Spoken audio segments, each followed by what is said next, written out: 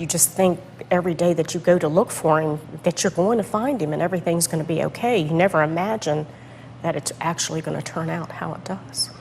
Earlier on KDKA and across the country on Dr. Phil, the mother of Dakota James talked about the death of her son, as well as the mystery surrounding his final hours. Pam James is also pushing for reforms that could help other parents. John Shumway has the story.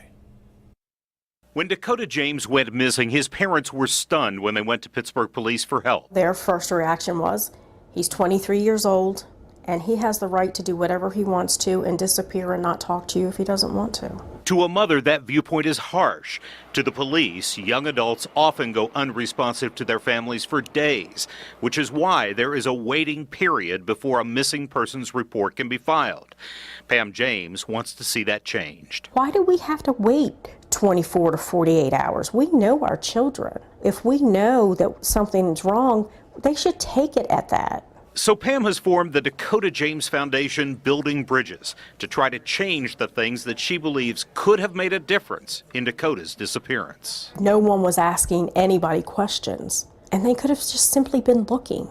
Pam is talking about the days that went by, including a weekend, before they could file the missing person report with the police. It took myself and my large family and my husband's large group of company friends that came in that basically was doing the investigating that they should have been doing. Again, Pittsburgh Police were following policy.